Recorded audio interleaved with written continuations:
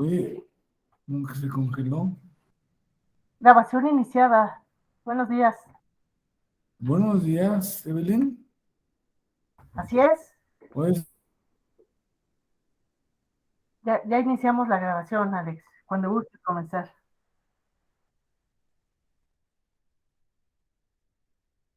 se congeló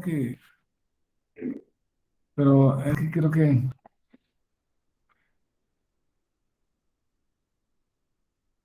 bueno, bienvenidos y bienvenidas a este su salón virtual de la Escuela Judicial Electoral del del Tribunal Electoral del Poder Judicial de la Federación. Este,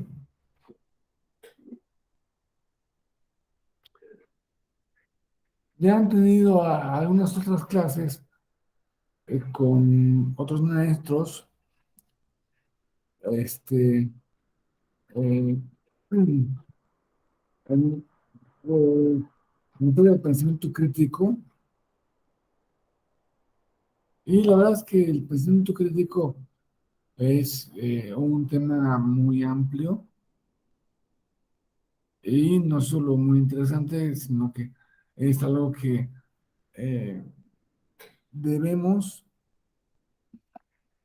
aplicar a nuestras vidas cotidianas, aunque cuando se habla de pensamiento crítico, usualmente hace en referencia al pensamiento judicial.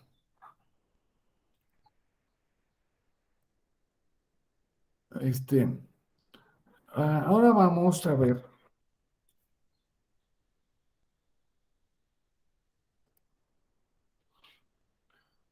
el,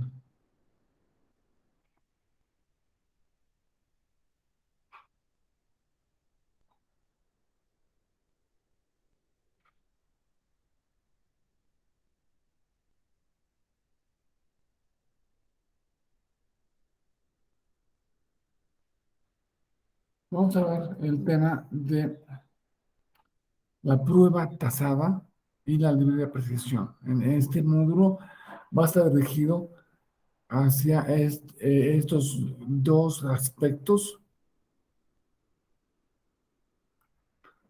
que es la prueba tasada y qué es la libre apreciación.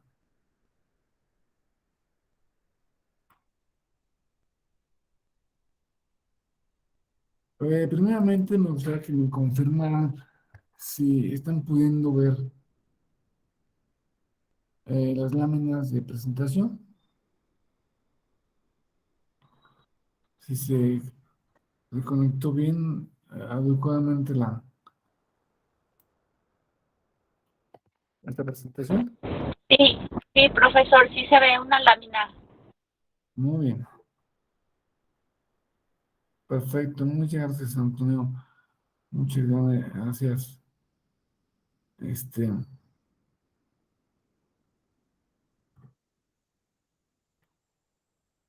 em, tenemos que pasar desde la perspectiva de que aquí vamos a ver a qué se refiere la prueba tasada y cuál es la diferencia con la libre apreciación. Ambos conceptos son parte eh, eh, esencial de la teoría de las pruebas, del derecho probatorio.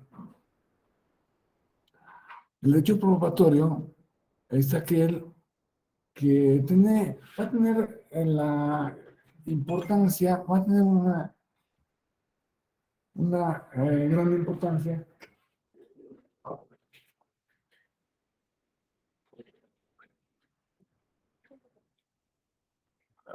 porque va a ser el contacto entre lo teórico, entre lo abstracto que representa la ley o una norma y la realidad. Ese contacto entre esos dos mundos, el, em, esa es la importancia que tiene el, el solo hecho de pensar que un ser humano es capaz de tener formas abstractas que teóricas en la mente y luego decir, oye, esto que pasa en la realidad se parece a lo que tengo en la mente, eso que sucede en la realidad es un caso de un caso particular de, de esta teoría abstracta. Por eso, y muestra algo esencial en el proceso judicial, tenemos que solo así el juez va a poder decidir sobre un caso particular. El juez no es un teórico. Los juzgados no son, no son universidades ni centros de, ni siquiera centros donde se produzca pensamiento eh, abstracto. Son la primera misión de la jueza, del juez, de la magistrada, del magistrado, es el caso concreto. Obviamente tienen que tener un bagaje intelectual suficiente, pero cuando decimos que en un caso concreto, en la realidad, se aplica la, ese contenido empírico al contenido teórico, entonces, por ahí es que es capaz de decidir si en un caso particular eh, eh, una de las partes tiene o no tiene la razón, porque es algo, si tienen la razón o no tienen la razón, es algo que está en el mundo de no está en el mundo de la teoría. La ley está en el mundo de la teoría, puede ser, bueno, puede ser no, es que la ley es un contenido mental abstracto. Fuera de que esté escrita en muchos lados, primeramente la ley es un contenido mental. Y luego se presenta, repito, la, el dato real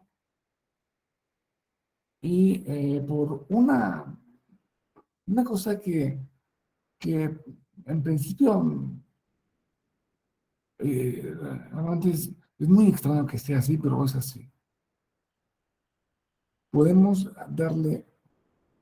podemos hacer hipótesis.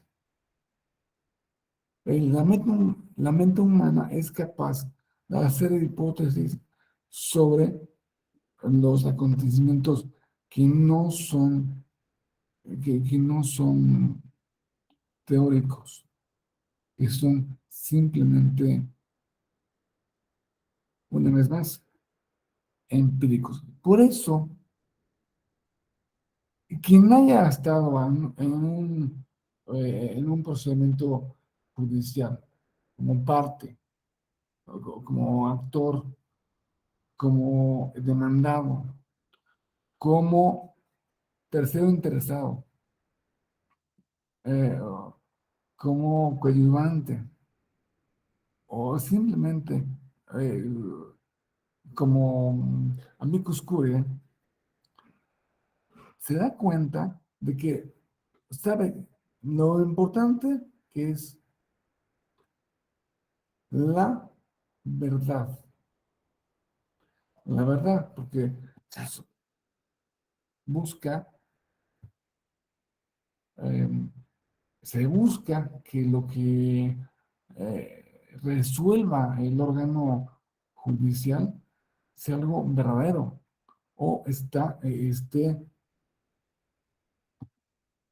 esté em, eh, eh, esté relacionado íntimamente con aquello que pasó, con los hechos. Bueno, a ver, la verdad es un tema muy extenso que se ha tratado desde la antigüedad hasta el día de hoy y que no podemos negar que por eso, se ha convertido en una categoría clave en la filosofía del pensamiento. Es fundamental para el estudio del derecho, para la aplicación del derecho.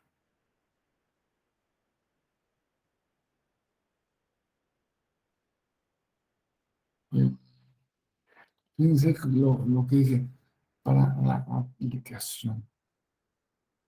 Es decir, esta realidad que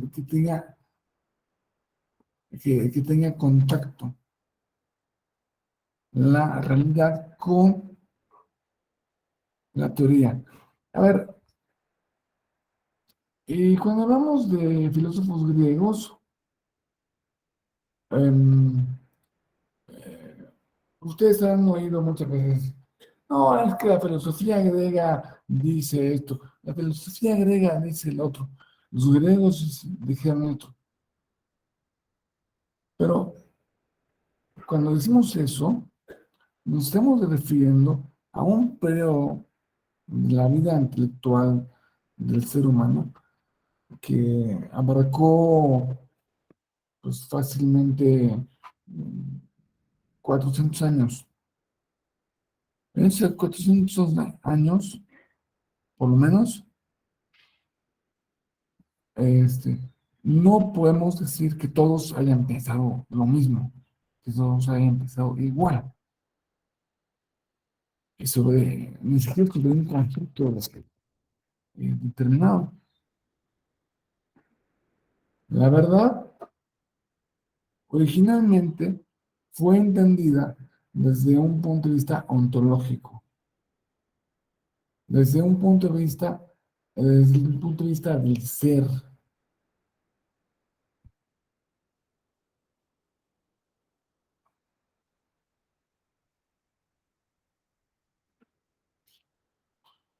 Originalmente, la verdad es el ser. Entonces, ¿qué es verdadero? Lo que es, lo que es verdadero.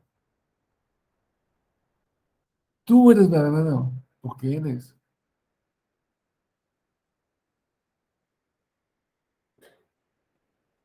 El ser, se dice a veces que solamente se pudo avanzar con la filosofía griega gracias a que en griego la palabra ser se puede tomar como un sustantivo. me puedo referir al ser. En otros idiomas no es así. La palabra ser no puede desligarse de una cualidad.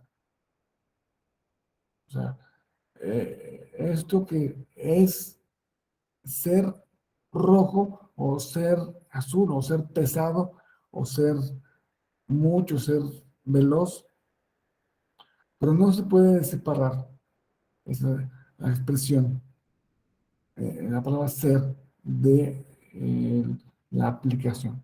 Bueno, entonces empezamos así y pues, estamos hablando de los primeros filósofos, estamos hablando de Parménides, estamos hablando de Anaximandro, estamos hablando de Heráclito. Ellos buscaban el origen del ser, el origen del ser, o lo que es común al ser. Tienen el que es, a mi gusto, el más importante o, eh, principal de los filósofos antiguos griegos, que es Parménides. Cuando habla del ser, decide que el ser no puede cambiar, porque si, eh, si cambia, deja de ser. El ser, por definición, no puede dejar de ser. Entonces, no puede, una cosa no puede dejar de ser. Cualquier cosa es infinita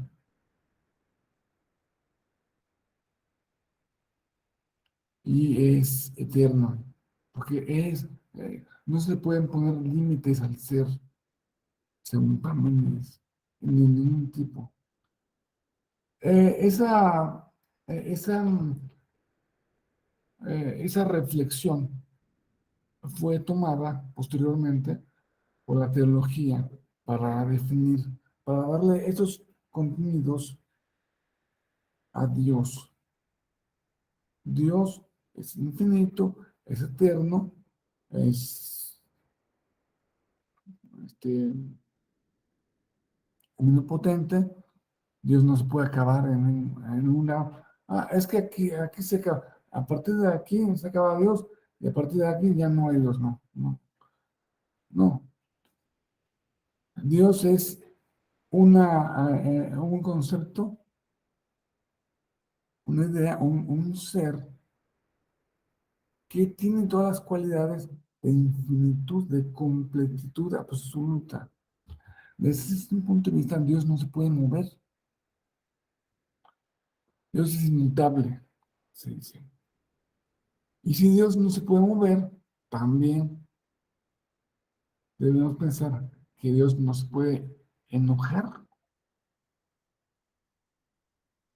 porque una, un ser que se enoja, es que cambió.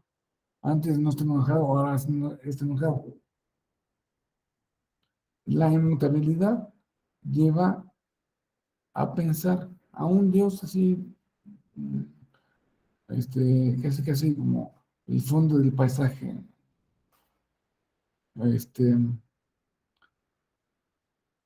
en fin, esta idea fue luego eh, llevada a mayores, mayor profundidad. Luego de que se identificó a la verdad con el ser, cuando da lugar a un filósofo muy importante, que es maestro de otro filósofo más importante. Estamos hablando del primer filósofo importante, Estamos hablando de Sócrates, y es que el problema con Sócrates es que no escribió nada. Él por sí mismo no escribió. Lo que sabemos de Sócrates, sabemos por sus alumnos, ¿no? Su principal alumno es Platón. De hecho, en los diálogos de Platón, el personaje que tiene los diálogos es Sócrates. Entonces, no sabemos cuál idea es de Sócrates y cuál es de Platón. Vamos a ponerlo en una sola bolsa. Las ideas socrático-platónicas hablan, y esto yo creo, se ha dicho mucho que es influencia de Oriente, influencia del pensamiento hindú, en el mundo de las ideas, o sea, una división de la realidad se divide en una realidad ideal y una realidad material. Entonces, aquí, verdad es una de las ideas del mundo de las ideas, pero no solo, no solo una de tantas ideas, como la idea de caballo o la idea de silla, no, sino que aparte de eso, es algo constituyente del mundo de las ideas, es algo que está en la base. El principal concepto del mundo de las ideas, lo que está más allá, e incluso dentro del mundo de las ideas, es la idea del bien. Y luego pues, sigue la idea de verdad. Em, Nosotros, antes de nacer, vivíamos en ese mundo, según Platón. Vivíamos en el mundo de las ideas. Y cuando nacemos, y que fuimos este, descendidos a este cochino mundo material, antes de pasar a este mundo, tuvimos que pasar por un río que se llama Leteo. Leteo, leto es olvido. Tuvimos que beber a esa agua, el agua de ese río, y se nos olvidó todo. Por eso cuando conocemos algo, no es que estamos conociendo algo que no sabíamos, que no sabíamos en ese mundo de las ideas. Sí lo sabíamos, pero simplemente lo recordamos. Entonces, aletheia es la palabra para decir verdad, pero verdad en el sentido de no olvidar, de desolvidar, el sentido de recordar el mundo de las ideas, aquella idea que estaba en el mundo de las ideas que, mira, sí, cuando, cuando aprendimos qué es una mesa, no es que la mesa la hayamos conocido en primera instancia, que no antes no hubiera habido mesas. Sí había mesas en las ideas, una mesa ideal. Esta mesa particular tiene algunas de las, de las, de las perfecciones, de las mesas ideales, y algunas, no puedes tener todas las perfecciones. Como los caballos, no pueden ser blancos, negros, cafés al mismo tiempo. Aquí no. Aquí hay un caballo blanco, aquí hay un caballo negro, pero en el mundo de las ideas no es así. En el mundo de las ideas, el caballo, la idea del caballo, contiene todas las perfecciones. Y si eh, tener un color es una perfección, tiene todos los colores. Y si tiene una altura es una perfección, tiene todas las alturas.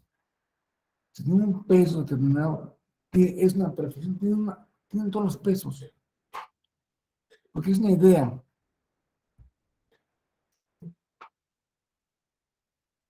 Esta conceptualización de verdad como desolvidar, como recordar, eh, se, se recogió aquí en el siglo XX por Heidegger, es uno de los filósofos más importantes, está en el top 5 de los filósofos más importantes, en el top 3 de las mentes más profundas que haya habido alguna vez que haya producido la humanidad alguna vez. Dice un concepto parecido. La verdad es hacer evidente, hacer ver, permitir ver. Este, y en este sentido, bueno, en el sentido, perdón, el sentido antiguo, en el sentido de que la verdad es sinónimo de ser, es como Jesús es lo que decía Jesús cuando se refería a que yo soy el camino, la verdad y la vida. Yo soy la verdad. Jesús, hombre de Dios a la vez, es la verdad.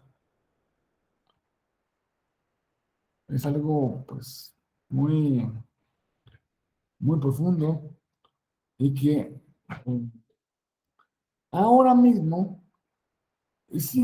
no se han perdido esos conceptos. Verdad como ser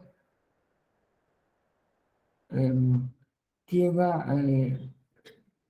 reservado no al mundo de la filosofía, al mundo de la lógica, sino más bien al mundo o al ámbito de la religión, al ámbito de la mística.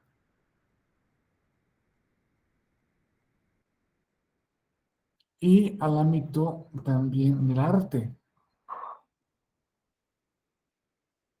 A través el arte nos indica, nos pone en contacto con el ser, nos pone en contacto con la verdad. Y el, el, la idea de, de, de Platón, la verdad como no olvido, que se recogió por Heidegger. Tenemos que pensar que Heidegger es un filósofo existencialista y muy importante también en el posmodernismo. Para la vida posmoderna, Heidegger es como el abuelo no, el abuelo del posmodernismo es Nietzsche. Quizá Heidegger es como el padre, ¿no? Sí, se recoge, entonces, así, este es un momento. La filosofía es la verdad, la terrible y desolada verdad de todas las cosas. Verdad significa las cosas puestas al descubierto. Y esto significa literalmente de lo griego, aletheia, aleteo, desnudar. Es decir, recordar.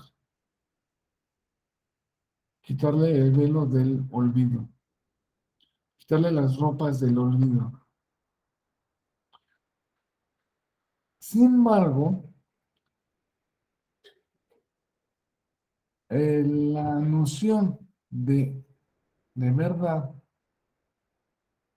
que llegó, que perduró mucho más, no es la verdadera noción de Parménides ni la versión de Platón, es la versión de Aristóteles. Aristóteles entiende la verdad como correspondencia. Aristóteles, hoy por hoy, quizá no sería entendido ni siquiera como un filósofo, porque pues es alguien que un día escribió un libro de ética, otro día escribió otro libro de filosofía, otro día escribió un libro de lógica, que no es exactamente lo mismo. Otro día escribió un libro de política, otro día escribió un libro de biología, otro día escribió un libro de muy diferentes temas. Nosotros lo entendemos como filósofo, quizá el más importante filósofo griego, pero pues no es necesariamente así. Ah, y aparte, no sería, si hoy estuviera, si hoy regresara al siglo XXI, pues, regresar. Si hoy lo trajéramos al siglo XXI, diríamos claramente que es un ateo. A pesar de que sí, todos los filósofos griegos hablaban de las divinidades griegas, de, de, de, de- de Apolo, de Zeus, pero no tenían una fe como lo puede tener, o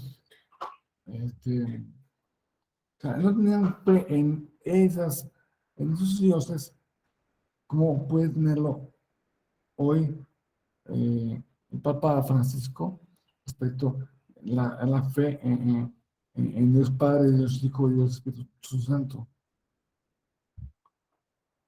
No, era más bien, se iban convirtiendo como en unas figuras em, em, no, no, em, unas figuras que designaban una especie de metáfora, ¿no? Y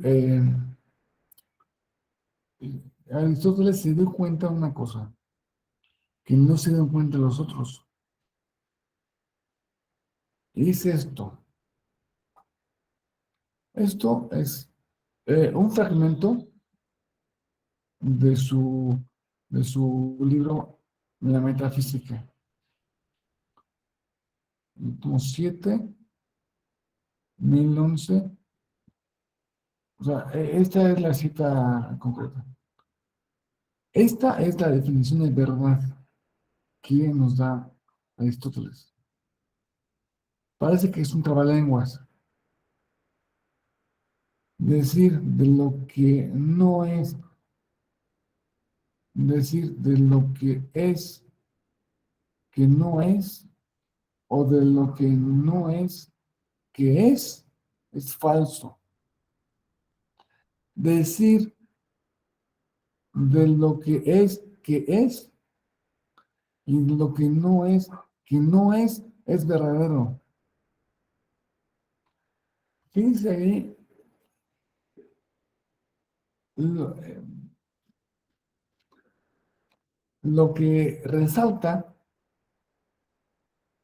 es esto, es esto. Decir.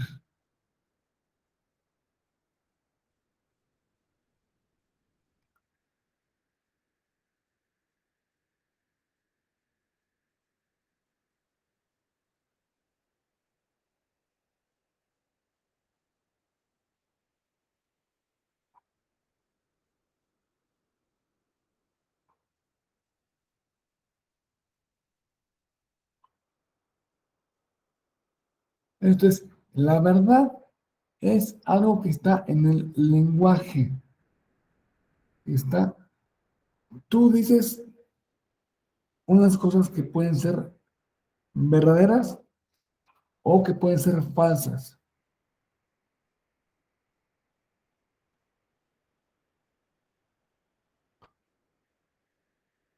Y esos dichos, esas palabras, tienen que formarse eh, con dos términos.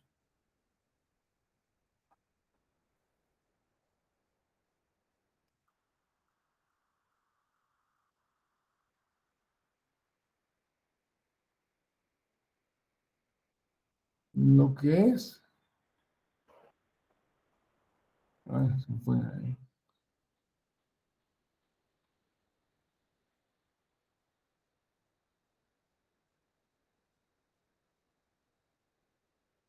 Y de lo que no es.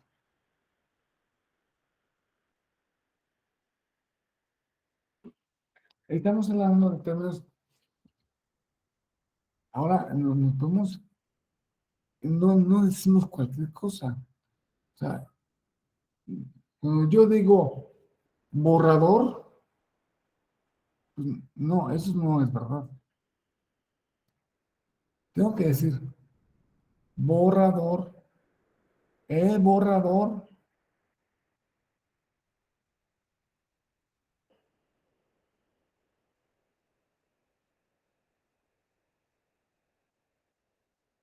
no es azul.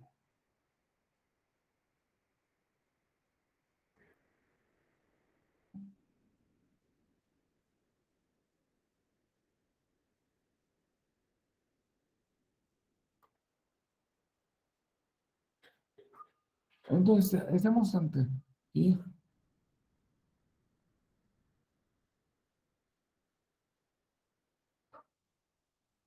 tenemos dos términos. Lo que es, ah,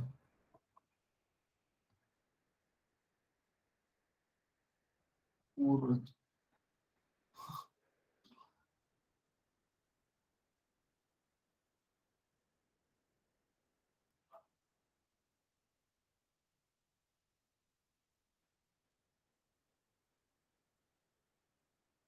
Bueno, lo que voy es que decir el borrador es azul puede ser verdad o puede ser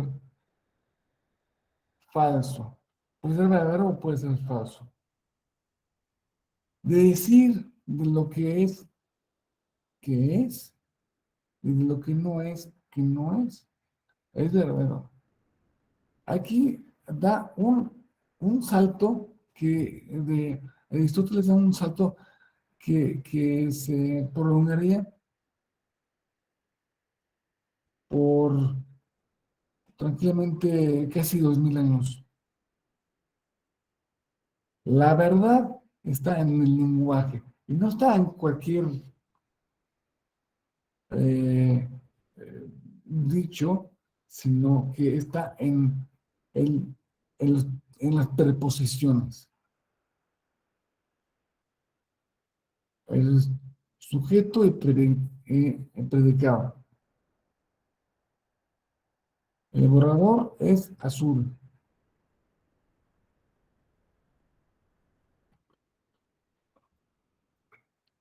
El borrador es verde. Puede ser que el borrador no sea verde. Y eso, en esa verdad como correspondencia, eso es lo que se da como correspondencia. Y estamos acostumbrados a pensar que es así. Es más, mi hijo que tiene 7 años, bueno, cuando es más chico, aún cuando estaba aprendiendo a hablar, en vez de decir, en vez de decir, esto es verdad, papá, esto es verdad, decía, no, esto es real,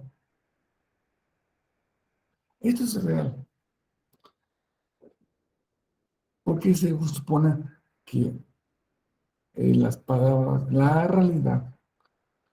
realidad se puede incorporar a un lenguaje.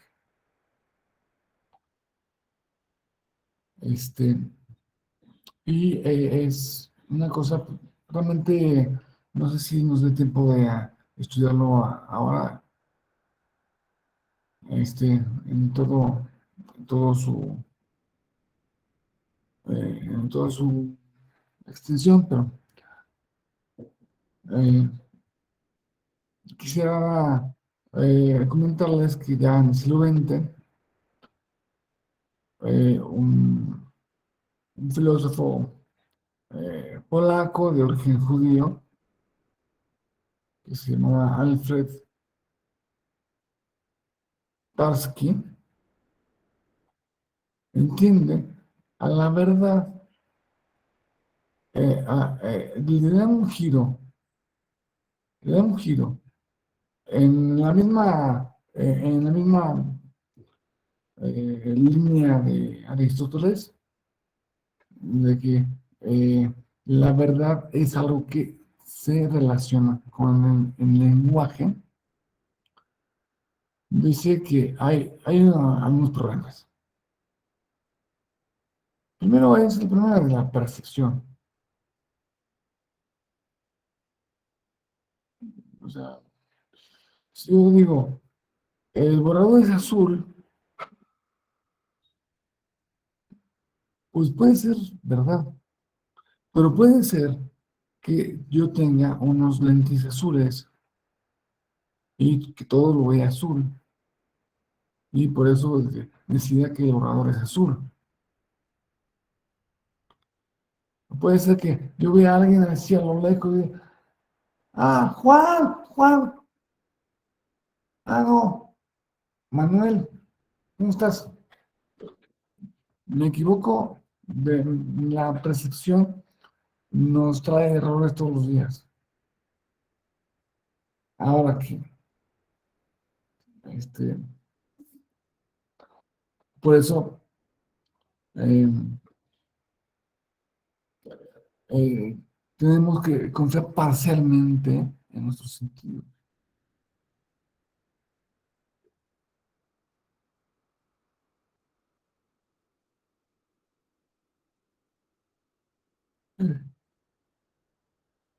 O más bien, tenemos que hacer una segunda o tercera o cuarta comprobación para decir que esa persona que venía ahí no es Juan, es Manuel. Ya lo veo de cerca. Ah, sí, Manuel, claro.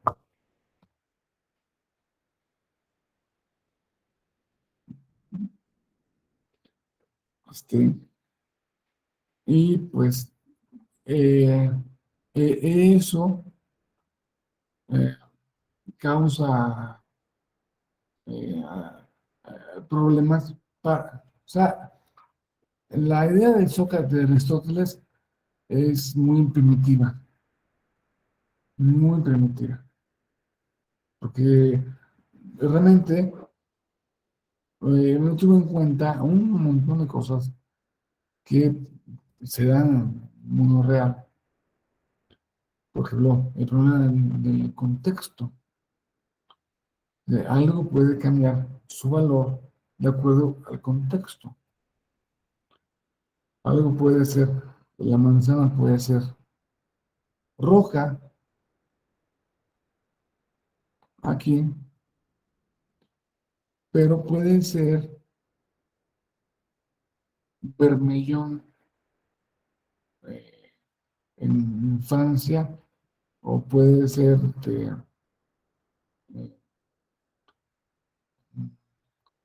rojo pálido según donde yo esté parado, o según quien sea el que observe eso. Por ejemplo, nosotros tenemos una palabra para nieve, para designar la nieve. Pues, los animales tienen 18 palabras para designar la nieve.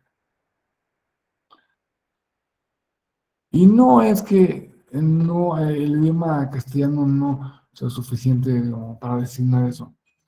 No, sí, sí lo puede hacer, pero lo puede hacer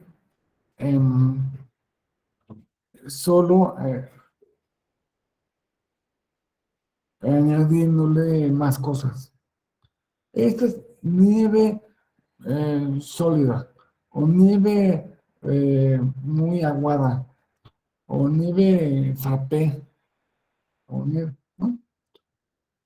Tenemos que añadirle una palabra para un adjetivo, para que quede claro qué es lo que, a lo que nos referimos. Y también tenemos el problema de la metafísica, y eso es muy importante. La, ustedes, no sé si ustedes hayan escuchado hablar del teorema de Gödel, de la incompletitud de Gödel. Gödel, Gödel fue un matemático, creo, alemán, alemán, que, que demostró una cosa que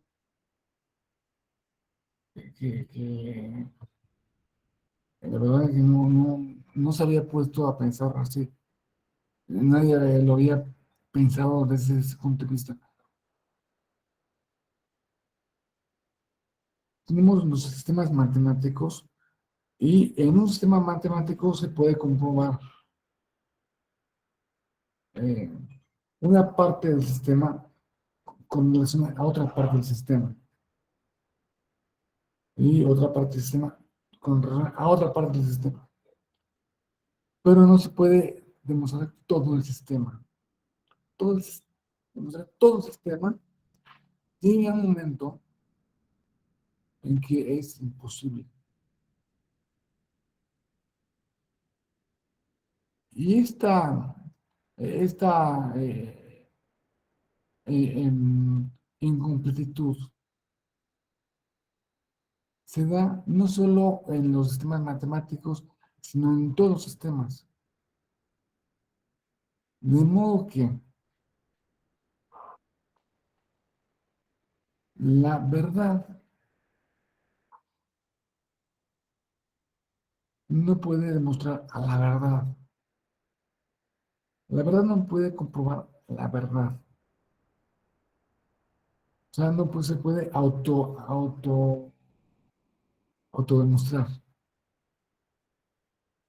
Y estas son las limitaciones este, que, que, que encuentra, que tiene el concepto de Aristóteles. Y pues luego él se propone llegar a una definición de verdad, este, satisfactoria, de más satisfactoria.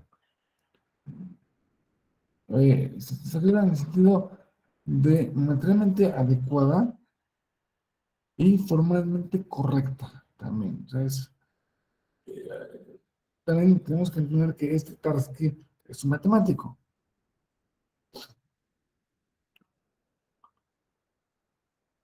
Em, em, la concepción de Tarski, aquí no la vamos a, a agotar, es muy larga, muy compleja, pero es una concepción semántica. Es decir, no, no, no es verdad el borrador es azul. No, lo que es verdad es lo que quiero decir con el borrador es azul. Lo que sale en el fondo de esas palabras.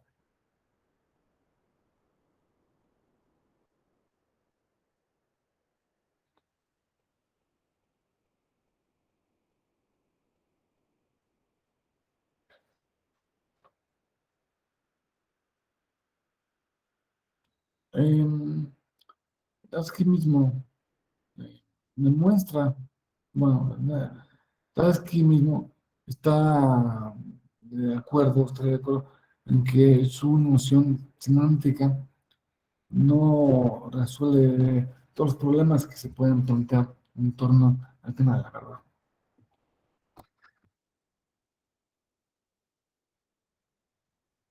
¿Por qué? Porque reducir la, la, la noción de verdad a una noción lingüística trae muchos problemas. Y quizá el primer problema es que reduce mucho su alcance. Cuando yo digo el borrador es azul, estoy diciendo también implícitamente que mis sentidos son capaces de captar la realidad como es. La realidad como es. Y si los veo verdes, si veo el borrador verde, es que no, no estoy contando la realidad como es. Por eso, la verdad es que digo, puede ser verdad que el borrador es azul,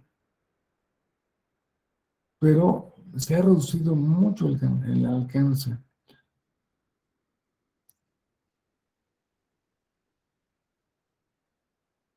Implica también que el hablante la persona que habla es un espejo es un espejo de la realidad. Y si yo hablo contigo y me dices que el borrador es azul, tú como eres un espejo de la realidad, veo la realidad a través de ese espejo. Ah, un borrador azul.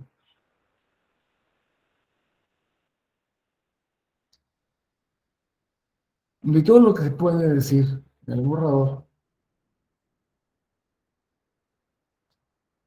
¿qué voy a decir? Voy a decir, voy a decir, podría decir qué forma tiene, qué edad tiene, cuándo fue construido, de qué material está hecho, em, qué material se relaciona con el material que está, con los materiales con los que está hecho, qué tipo de materiales, si son dos o tres o cuatro, si tiene eh,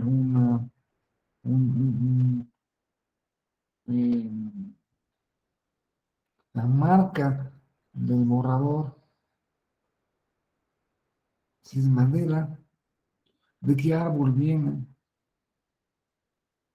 esa madera, de qué, Bueno, si hablamos de árbol, tenemos que hablar de todas las veces que llovió y regó ese árbol. Si hablamos de que llovió, tenemos que hablar de, no sé, no solamente de que llueve, sino también de la presión, la temperatura atmosférica. Y tenemos que hablar también de eh, en lo que pensó la niña de 5 años que le cayó esa misma lluvia ese día. O sea, si yo quiero decir algo de borrador, tengo que escoger algo muy limitado, muy, muy limitado. Cuando hablamos de su color, me estoy refiriendo a la frecuencia de onda con que viene la luz que se refleja en ese borrador. Puede ser de otro color, puede ser que simplemente no reflejaran ninguna luz, que fuera negro, puede ser transparente. Y a lo que voy es que decimos que con esto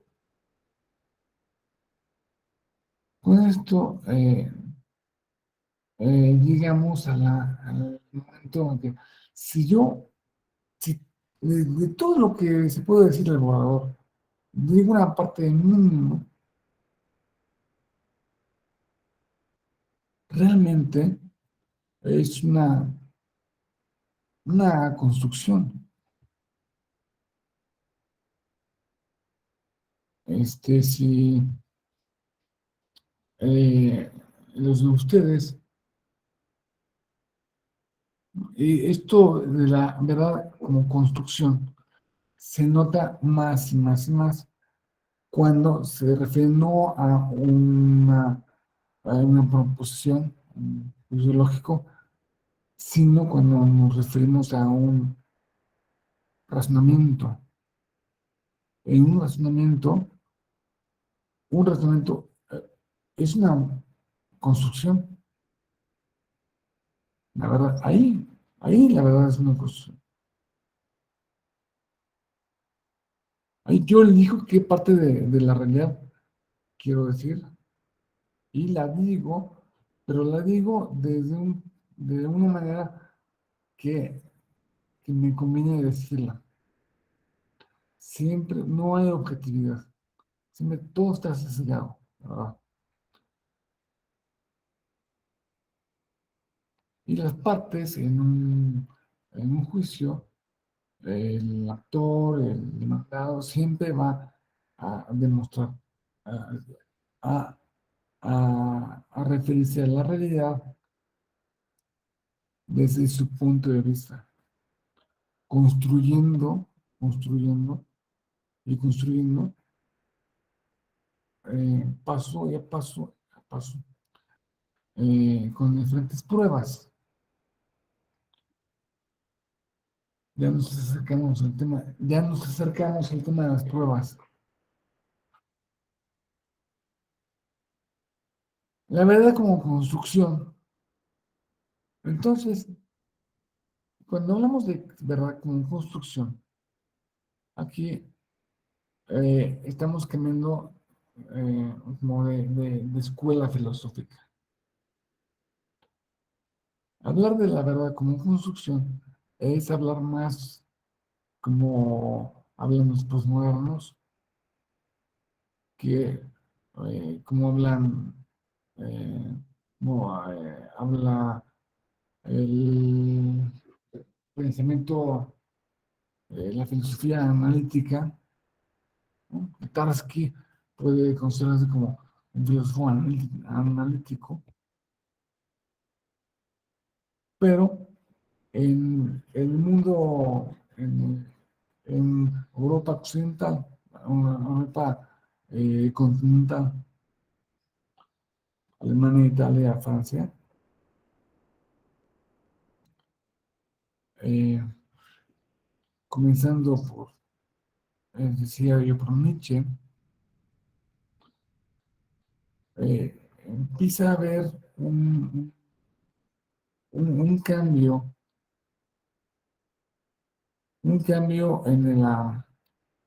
en la cultura y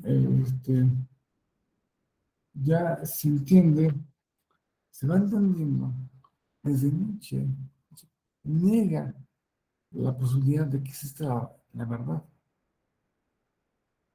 Nietzsche declara que Dios está muerto, Dios ha muerto.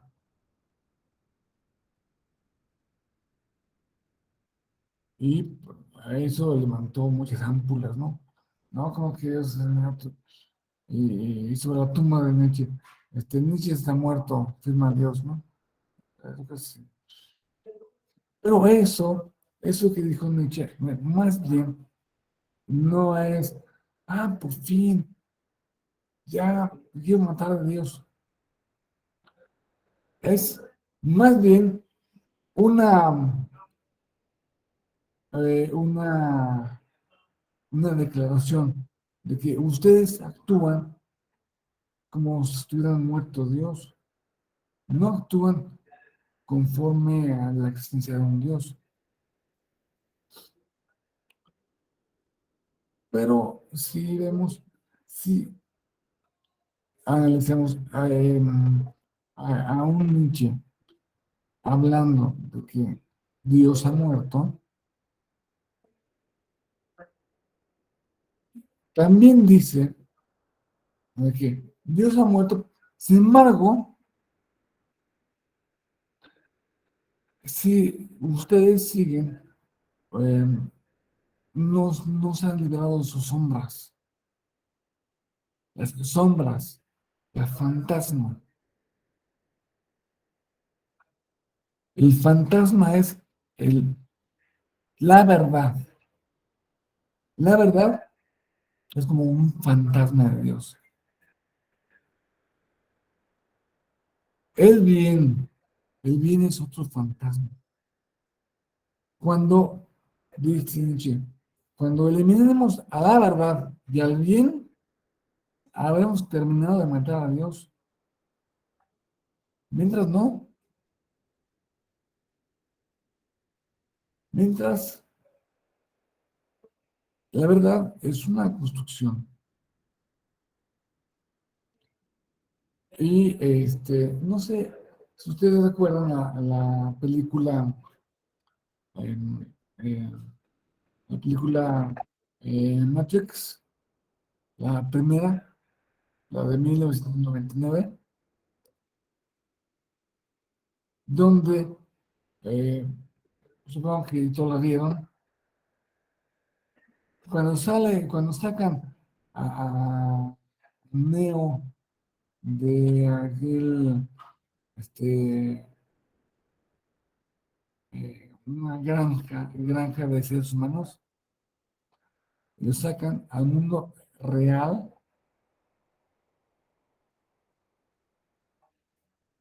se confunden mucho.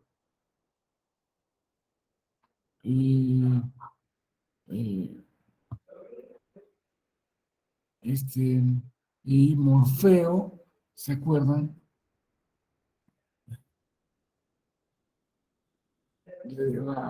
Morfeo le dice: "Oh, esta es la realidad".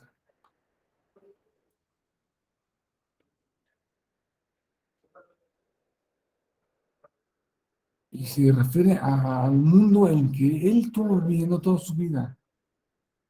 Oye, ¿eso no es real? Si hablas de lo que puedes sentir, de lo que puedes oler, probar y ver, lo real son impulsos eléctricos que tu cerebro interpreta. Este es el mundo que tú conoces. tal y como era a fines del siglo XX. Ahora solo existe como parte de una simulación interactiva neural que llamamos Matrix. Has vivido en un mundo imaginario, Nero. Este es el mundo como es en la actualidad. Bueno, y después de eso, dice quizá la frase más dramática de toda la película y que tiene un alto contenido filosófico. Bienvenido al mundo, bienvenido al desierto de lo real.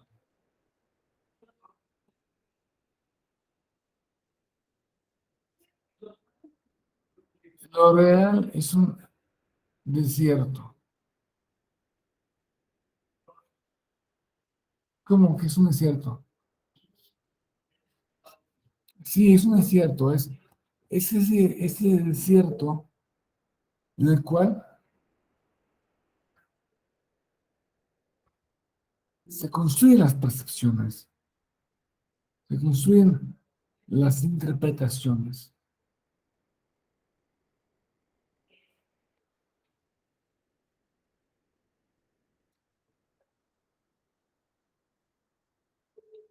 Esto es muy claro.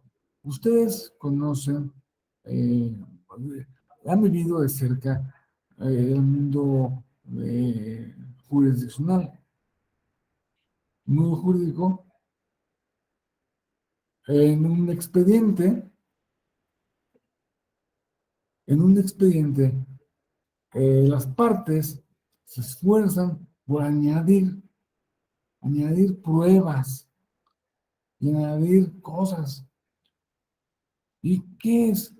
O sea, el expediente en sí está vacío, es un desierto, pero le puedes poner una interpretación, un relato, una prueba,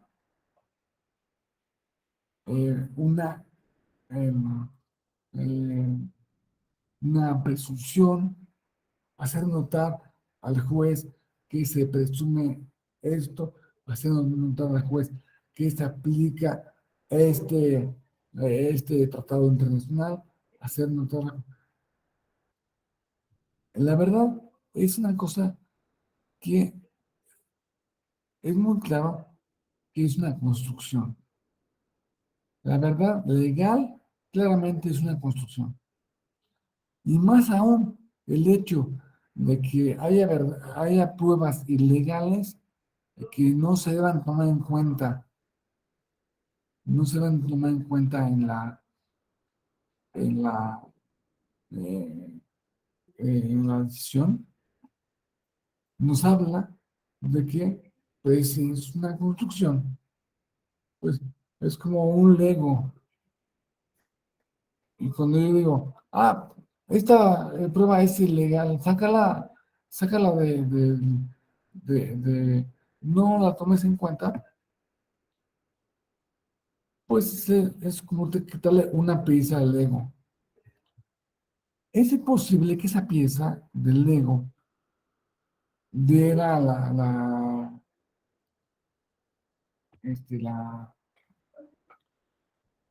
la clave, ¿no? Para pensar, para decidir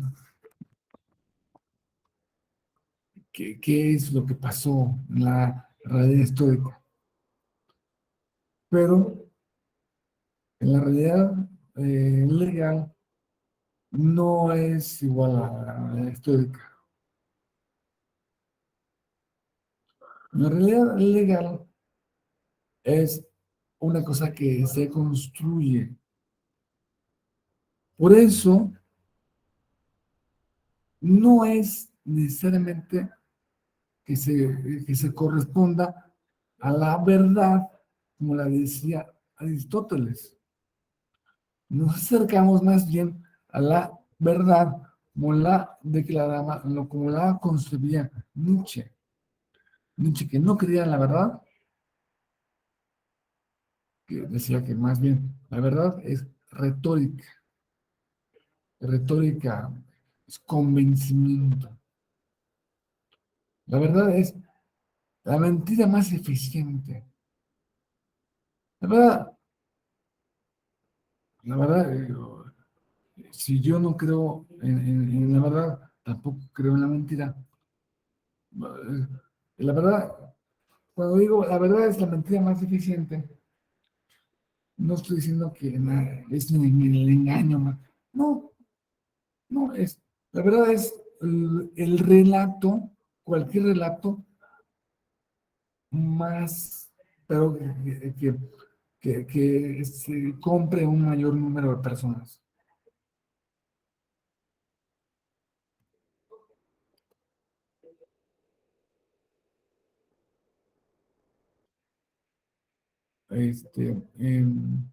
Esto es el origen del relativismo. La construcción, para Nietzsche, es subjetiva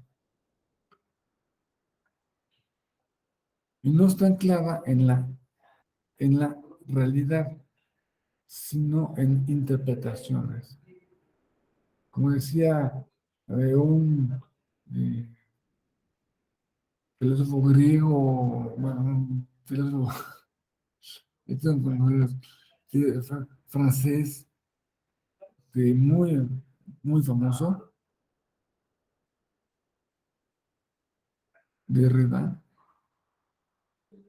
todo es, todo es, no hay nada más allá del relato, no hay nada más allá del relato. Cuando Derrida dice, no hay nada más allá del relato, te está diciendo esto. No hay nada más allá de lo que yo digo, de, lo, de una cosa que se le ocurre, de una versión que se compra al juez.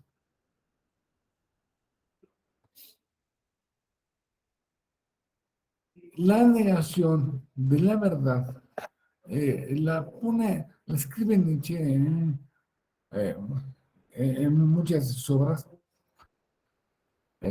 pero queda muy clara, muy patente. En la primera parte, ¿cómo empieza uno de los libros más famosos, que es sobre la verdad y mentira, en el sentido extramoral? Extramoral. En algún apartado rincón del universo centelleante, desparramado en innumerables sistemas solares, hubo una vez un astro en el que animales inteligentes inventaron el conocimiento. Fue el minuto más altanero y falaz de la historia universal. Pero al fin de cuentas, solo un minuto. Tras breves respiraciones de la naturaleza, el astro se heló y los animales inteligentes huyeron de perecer. Bueno, es una muy poética inicio de un libro de filosofía. Por supuesto que no se van a encontrar ni un libro de filosofía que empiece tan bonito. Ahora, yo le podría preguntar a Nietzsche, oye, a ese señor Federico Nietzsche, lo que dice usted de que la verdad no existe, ¿es verdad? ¿Es verdad? ¿O eso es lo único que es verdad?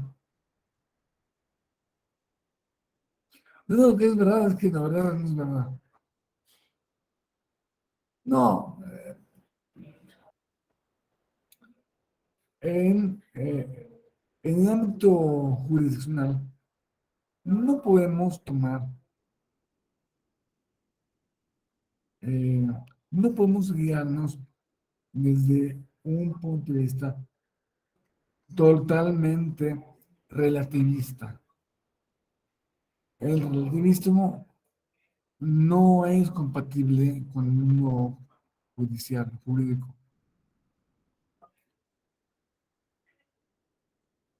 O sea, el relativismo es algo que está bien, ¿no? Pero es una idea que tuvo alguien, pero que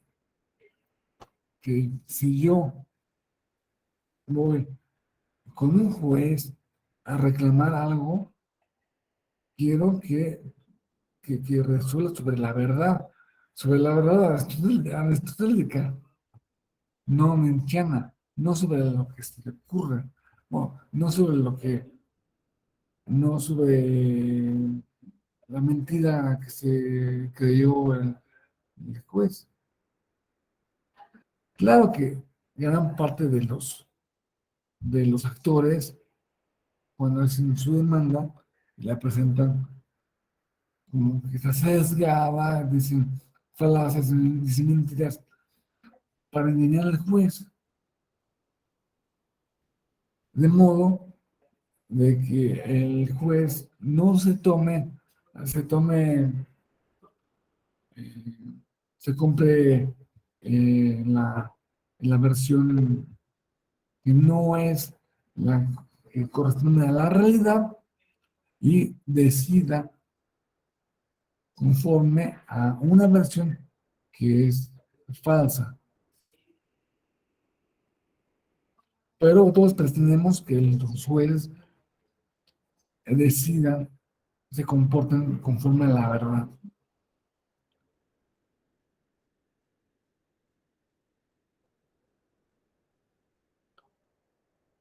Entonces ya vemos el carácter lingüístico de la verdad.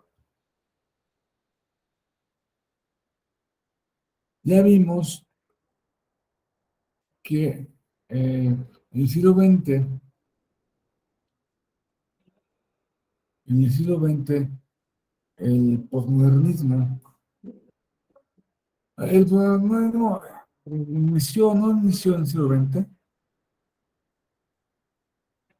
pero la palabra posmoderno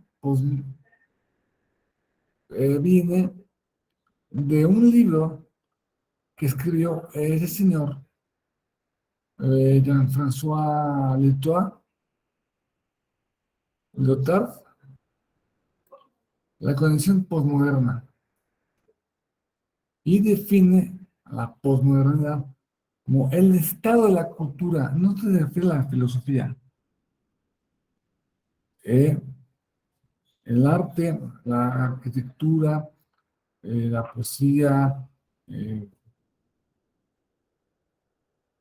la religión. La religión posmoderna es una religión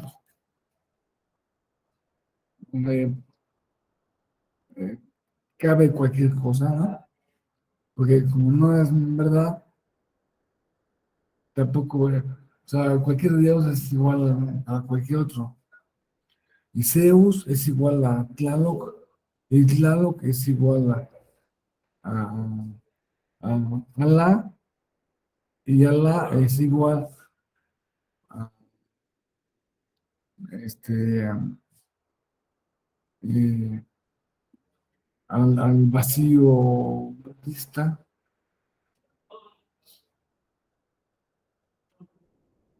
El estado de la cultura, después de las transformaciones que han afectado a las reglas del juego de la ciencia, la literatura y las artes a partir del siglo XIX, es decir, a partir del siglo de Nietzsche.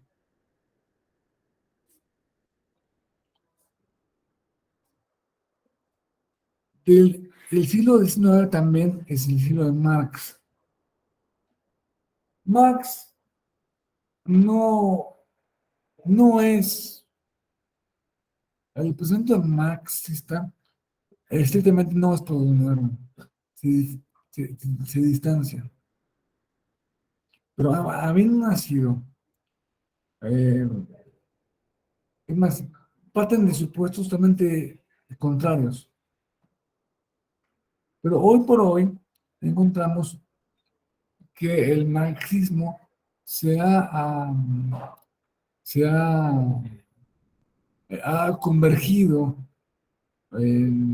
con el posmodernismo en muchos asuntos, en muchas ideas, en lo que es hoy por hoy un tipo de socialismo light, el socialismo, el comunista, que expone sus ideas la revolución eh, proletaria a través de Twitter y a través de iPhone, con pantalones Nike, no, con tenis Nike. Ese es el revolucionario actual. Nada que ver con lo que le pasaba, con lo que llegó a pensar Marx, ¿no? Ahora más, mire, es un tipo de moda, ¿no? Pero, bueno, vamos de que Pam tenemos que avanzar mucho en la posmodernidad. Eh, Nietzsche dice que la verdad es que la mentira más eficiente, es decir, que nada es mentira ni es verdad, y desaparece el binario, verdad o mentira. Cualquier cosa que tú digas, puede ser verdad o mentira. Entonces, una cosa, ¿qué aparece? Si no hay nada verdadero, si no hay nada falso, aparece ese bicho que, pues, tenemos que llamar posverdad. Posverdad es, eh, quizá, quizá, si seguimos, bueno, la posverdad, se entiende como, no digo de lo falso ni de lo verdadero, sino todo lo contrario, ¿no? ¿Por qué seguimos hablando de verdad?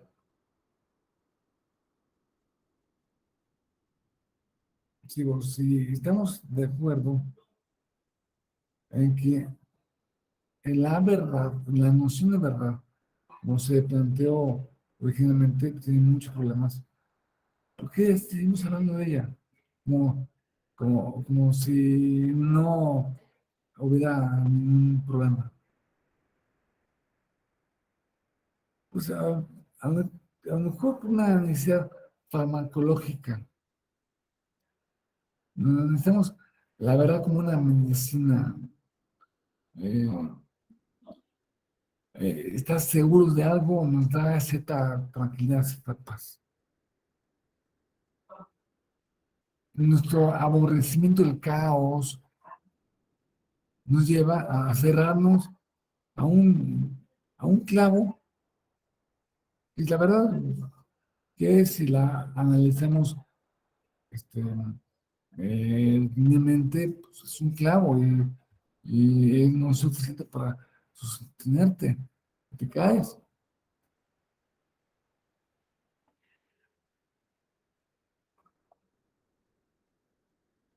Pero tenemos que usar la verdad como dispositivo sintáctico, como algo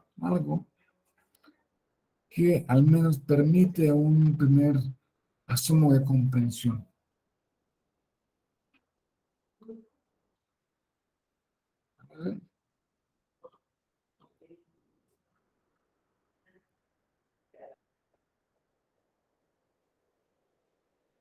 Bueno, ya vemos esto, la verdad, está en el lenguaje, está en Aristóteles, de hecho, planteó, la verdad como la relación entre la mente y la realidad. Sí fue como lo plantearon los medievales. Relación de mente-realidad. Luego, no es la mente, porque quién sabe qué es lo que tengas en la mente. ¿Quién sabe qué es lo que hay en el mundo? Solo podemos decir qué es lo que hay en las palabras. Podemos decir que la verdad es una cosa, la relación entre las palabras y la realidad.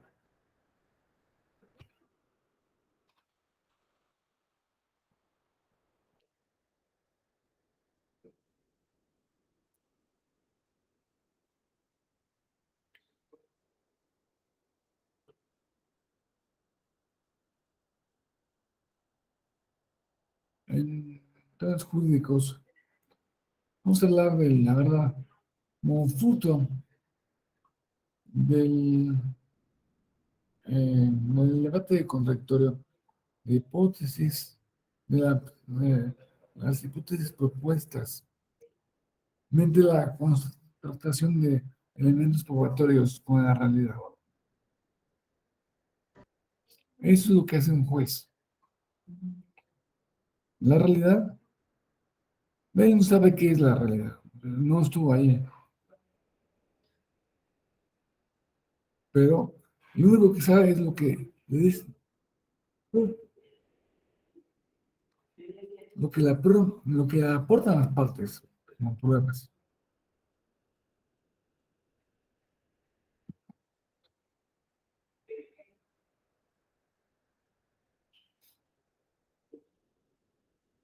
Que pues tiene un procedimiento para llegar a ahí.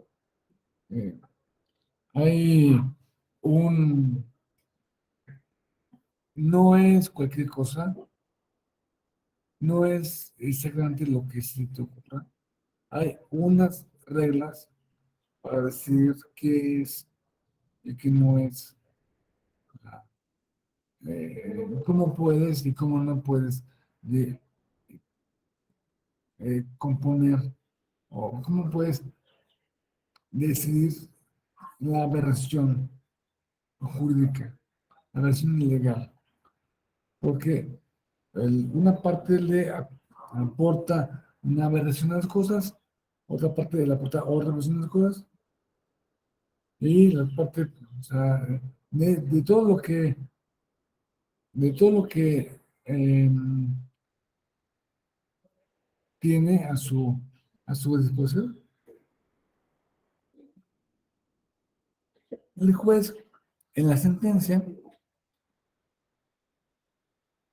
pone los antecedentes, pero no pone los antecedentes que le dijo el actor, que expuestos por el demandado, los, sino los antecedentes que se han demostrado. Se ha demostrado que hubo una elección en tal día. Es que el partido fulano se constituyó tal día, tal fecha. Que eh, los que hubo una, una, una asamblea en tal fecha. Este, eh, esos son esa es la verdad que van construyendo poco a poco el juez.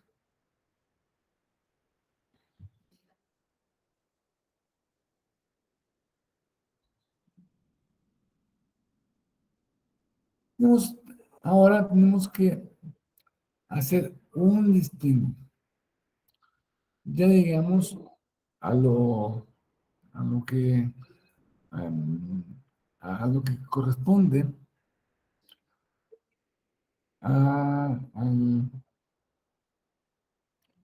a las pruebas tasadas y las pruebas a la libre interpretación. Primero debemos distinguir entre interpretar y valorar. Son dos conceptos muy diferentes. Interpretar supone fijar un resultado. Esto es así. Yo interpreto que eso es así. Mientras que valorar es que esto me concede más credibilidad. Esto me aporta más elementos de verdad. Esto me hace más creíble el- una versión.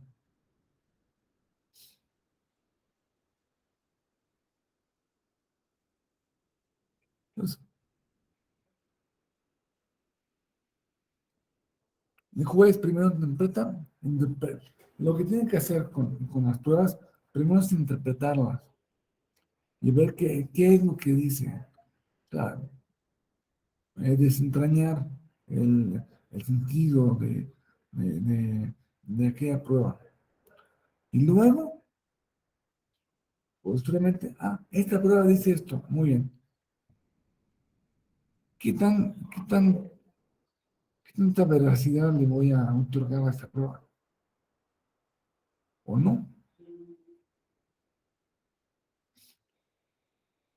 Entonces, tenemos que hay dos mecanismos para valorar eh, las pruebas. El primero es la prueba tasada,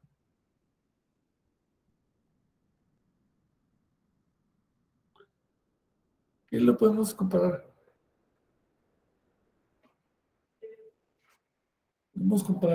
con una obra de arte. En esta obra de arte,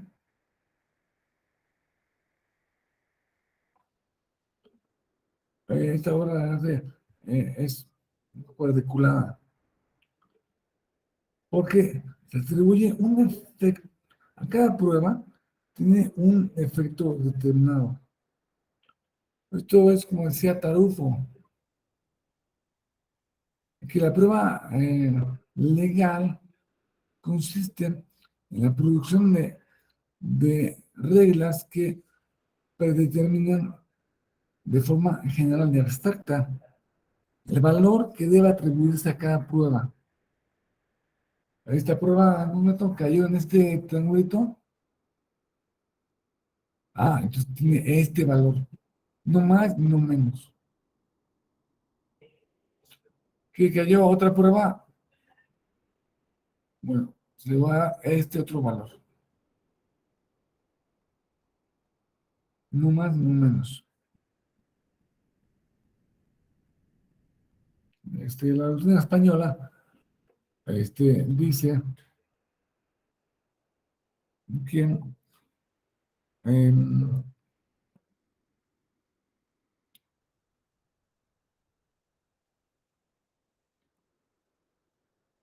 la prueba tasada supone que con independencia al juez, con independencia al convencimiento del juez,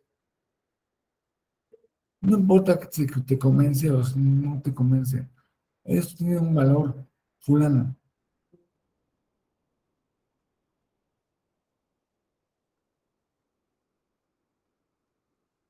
¿No?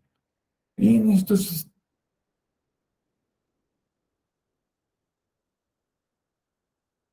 y ese valor se le ha concedido a las pruebas dependiendo bueno, con los criterios de la seguridad jurídica, obviamente, en primer lugar, y las máximas de la experiencia, o, o, o reglas comunes, la máxima de la experiencia los vamos a ver mañana. mañana. Vamos a ver qué importancia tiene las máximas, qué son y qué importancia tienen las máximas de la experiencia.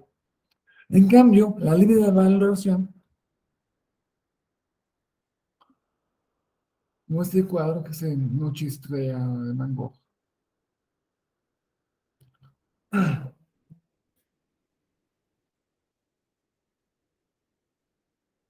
Pues es que el órgano competente puede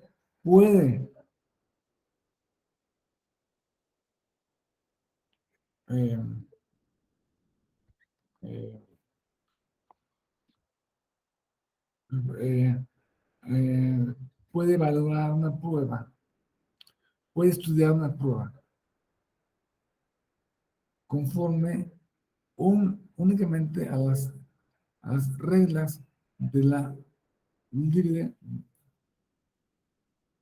eh, a las reglas de la experiencia. Es decir, la libre valoración no significa que el juez pueda hacer lo que se le venga en gana,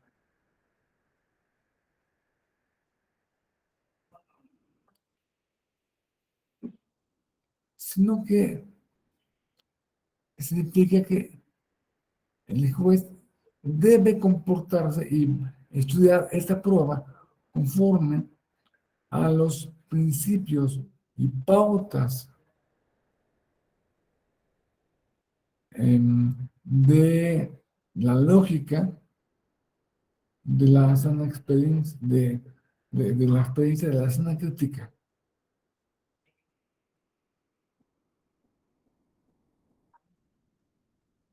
Y Adolfo también nos diría que la libre valoración presupone la ausencia de aquellas reglas,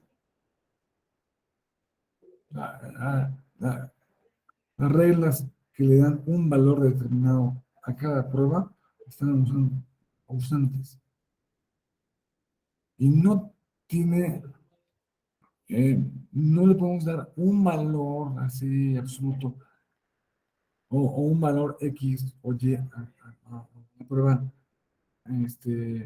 Z o W, sino que se apela a que después tenga criterio,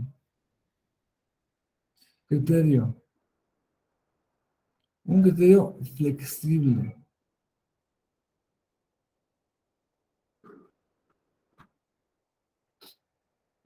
No sé si esto en nuestro sistema México, en principio, el sistema es el de la libre valoración. Esto lo pueden ver en el artículo 16, la Ley General del Sistema de Medios de Impugnación, que los medios de prueba sean valorados. Fíjense en esta frase.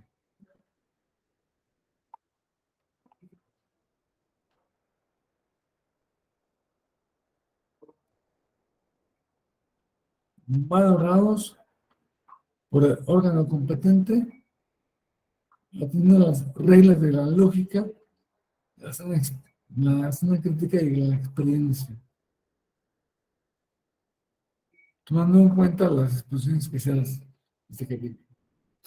Es decir, la regla general es la libre valoración.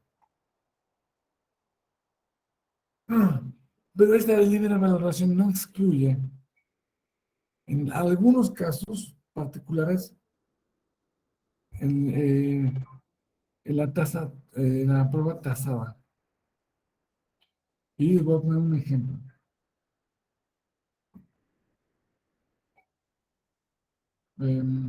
Cuando fue electo Jaime Bonilla como gobernador de Baja California,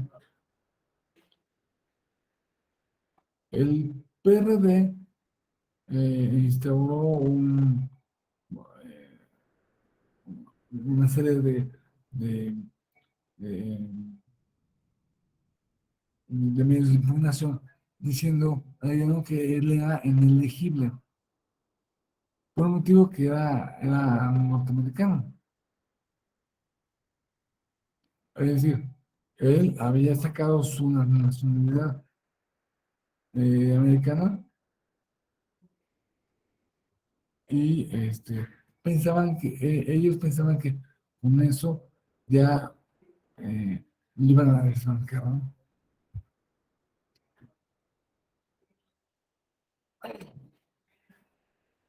Para ser gobernador necesita dos elementos, no solo nacionalidad mexicana, sino residencia. Sí, residencia, no sé, 15 años, 10 años. Depende del estado, depende de la constitución del estado. En California creo que son 10 años. Entonces, Jaime Bonilla presentó eh, realmente el caso de Jaime Bonilla no es un caso de que sea un extranjero, que fuera un extranjero. Realmente sería un caso de doble nacionalidad. Sacó otra nacionalidad. Por disposición constitucional no se puede perder la nacionalidad mexicana. Entonces, Jaime Bonilla,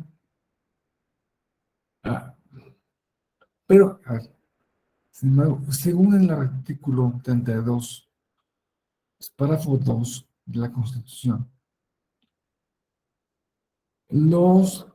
hay ciertos puestos, cargos eh, que la Constitución dice que están reservados para mexicanos por nacimiento. Si es mexicano por nacimiento, puedes acceder a ello. Pero el artículo 32, párrafo 2, dice, los puestos que dice esta Constitución que sean reservados para mexicanos por nacimiento, hace falta que además de que sean mexicanos por nacimiento, no tengan otra nacionalidad. Cuando se reformó la Constitución en el 92, no, 93, 94, me parece, para permitir la doble nacionalidad. Antes de ese momento, si tú adquirías otra nacionalidad, automáticamente perdías la mexicana.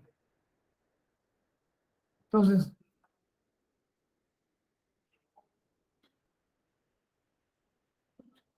entonces, eh, políticamente, era muy necesario que la gente, los 30 y muchos millones de mexicanos que están allá en Estados Unidos, pudieran sacar su nacionalidad estadounidense, que allá no se van a la nacionalidad, se llama ciudadanía, pero es lo mismo. Allá la ciudadanía es nacionalidad y ciudadanía. Aquí distinguimos nacionalidad de ciudadanía. Bueno, entonces ellos,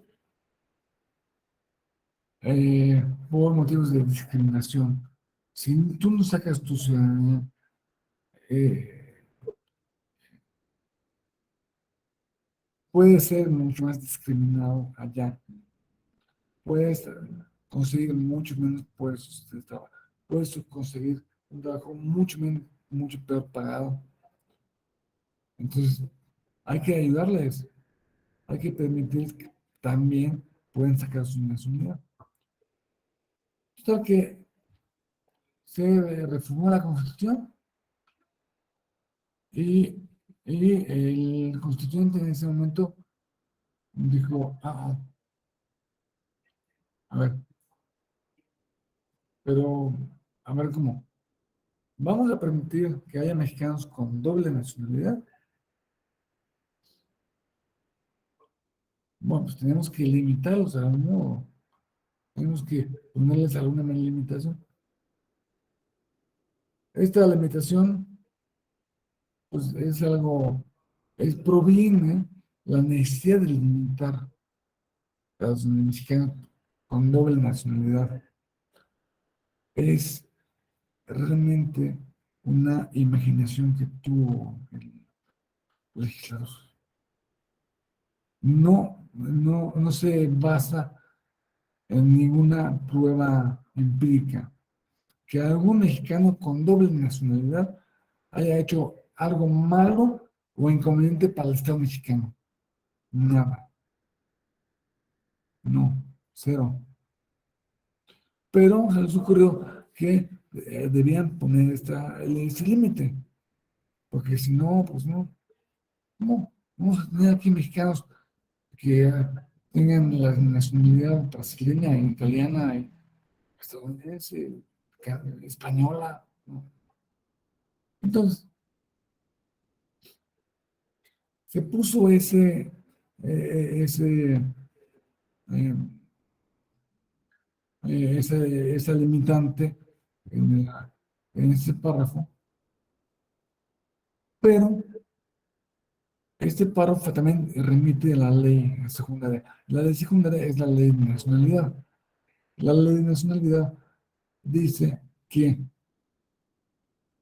tú puedes renunciar a tu otra nacionalidad. Si tienes dos nacionalidades y quieres tener o ser parte o ocupar a un puesto reservado a un mexicano por nacimiento, entonces, ¿qué puedes renunciar a tu otra nacionalidad a través del certificado de nacionalidad, que es una declaración de renuncia a la otra nacionalidad? Yo renuncio a toda, eh, a lo que renuncian, a lo que se renuncia es a cualquier eh, eh, auxilio consular, que el mismo país, el otro país pueda venir, yo protejo a mi nacional, entonces por eso quiero que hagas tú en México. Pues, México no se puede ver sometido a lo que diga el otro país. Entonces, por eso está este certificado de nacionalidad, que es lo que presentó Jaime Bonilla. Y para lo que se refiere a la residencia, la, una alcaldesa lo, sé, no me acuerdo si era presidenta municipal de Tijuana, de Tijuana.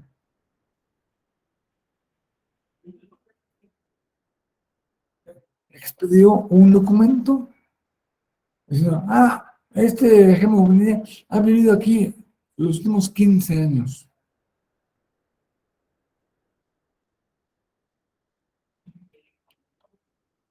Lo que era pues, más o menos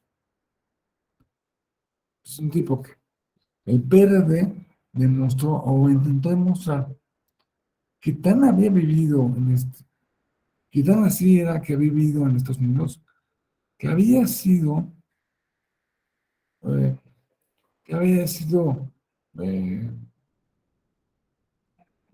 había eh,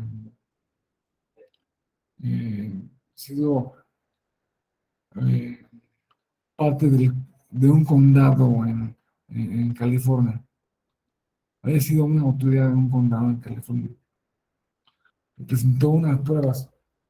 No, pues, aquí él dice que fue, no sé qué puesto tendré, en California.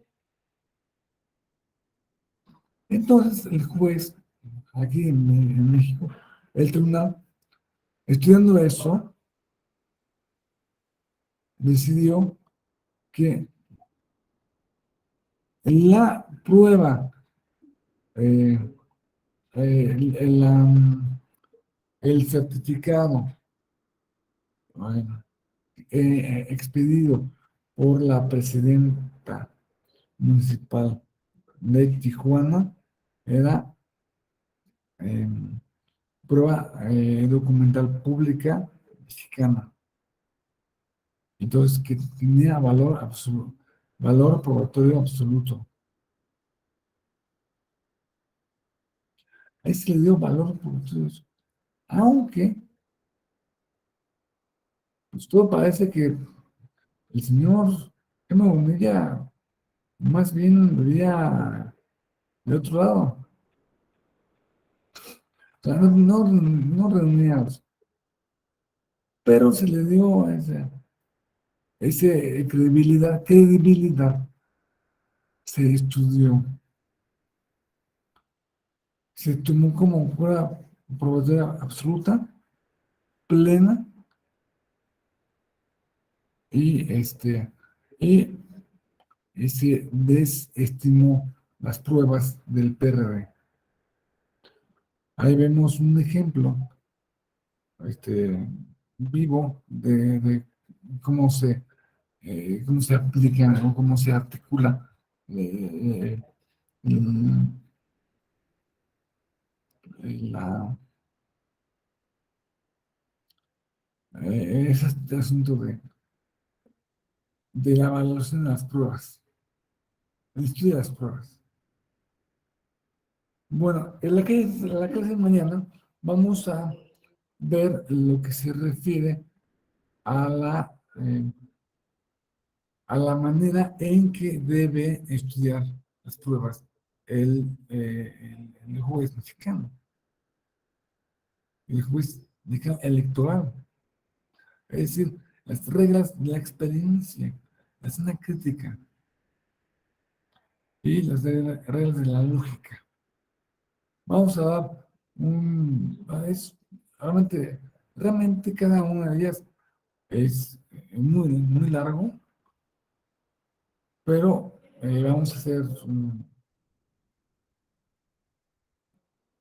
eh, una, eh, una vista panorámica en la que nos va a quedar muy clara la materia de qué es, a qué se refiere cada una de cada uno de los criterios que obligan al juez a seguir al momento de estudiar eh, eh, los elementos probatorios. Y con esto ya,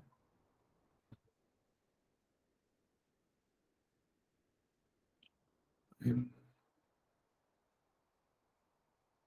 con esto, eh,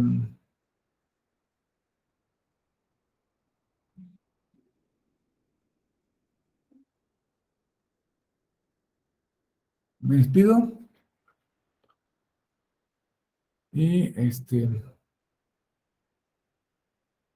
y nos vemos mañana a la misma hora, en el mismo canal,